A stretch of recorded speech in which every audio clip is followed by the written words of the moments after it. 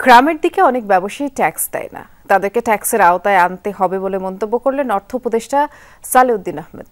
ডিসিদের এ ব্যাপারে নির্দেশনা দেওয়া হয়েছে বলেও জানিয়েছেন তিনি। সকালে রাজধানীর ওসমানী স্মৃতি মিলনায়তনে জেলা প্রশাসক সম্মেলনে কথা তিনি বলেছেন। এ সময় মানুষের কাছাকাছি গিয়ে তাদের সমস্যা সমাধানে ডিসিদের আরও মনোযোগী হতে তাগিদ দেন উপদেষ্টা। বলেন তারা মানুষের সেবক, সেভাবেই তাদের মনস্তত্ত্ব তৈরি করতে হবে। এ সময় ট্যাক্সের হার না বাড়িয়ে ট্যাক্স আহরণের আওতা বাড়ানোর উপরে জোর দেন উপদেষ্টা।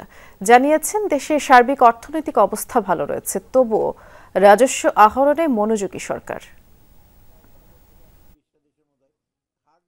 লোকাল এমপ্লয়মেন্ট, তারপরে আপনার ট্যাক্স রেট বাড়িয়ে যে রাজস্বটা যেটা আরো বিস্তৃত করতে পারি, সেটা ইভেন প্রত্যন্ত অঞ্চল।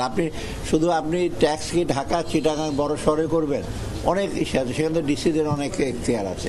সেই মোট কথা ট্যাক্স এবিলিটি, আমার রাজস্ব যদি আমি না বাড়াই, জোর করে রেট বাড়িয়ে না।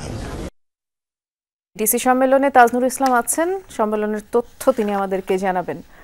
জেলা প্রশাসকরা সম্মেলনের নতুন কোনো দাবি জানিয়েছে কিনা এটি জানাবেন, আর কি কি নির্দেশনা দেওয়া হয়েছে তাদের। যমুনা স্মার্ট রেফ্রিজারেটর, স্মার্ট লাইফে স্মার্ট রেফ্রিজারেটর। দেখুন, যেহেতু একটি ক্লোজ ডোর প্রোগ্রাম চলছে এবং দুপুরের যে বিরতি রয়েছে, সেই বিরতির আগে আরও একটি অধিবেশন এই মুহূর্তে চলমান রয়েছে।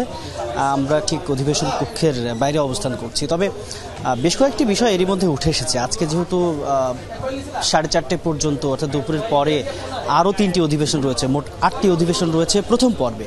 সেই অধিবেশনগুলোর মধ্যে 3জন উপদেষ্টা এরই মধ্যে কথা বলেছেন এবং সবাই মোটামুটি একটি বিষয়ের উপর বিশেষ করে আলোকপাত করেছেন। সেটি হচ্ছে এই জেলা প্রশাসকরা কিভাবে করে তাদের সেবার মান, একই সঙ্গে সেবার গতি কিভাবে করে বাড়াবেন, বৃদ্ধি করবেন, মানুষের আরও কাছাকাছি কি করে পৌঁছাবেন, সেই বিষয়গুলো নিয়েই আলোচনার মধ্যে এসেছে। তবে বাড়তি করে যে বিষয়টি, সেটি হচ্ছে অর্থ উপদেষ্টা যেমনটি বলেছেন যে রাজস্ব আহরণের উপরে বাড়তি করে মনোযোগ দেওয়া হচ্ছে। একই সঙ্গে পরবর্তী সময়ে যখন ত্রাণ ও দুর্যোগ উপদেষ্টা তিনি এলেন, তিনি জুলাই ফাউন্ডেশন নিয়েও কিছু জরুরি, বিশেষ করে যেই ফাউন্ডেশনটি তৈরি করা হচ্ছে এবং সেই কার্যক্রম হয়তো তিনি যেমনটি ইঙ্গিত দিয়েছেন যে সপ্তাহখানেকের মধ্যে হয়তো সেই বিষয়গুলো চূড়ান্ত হবে।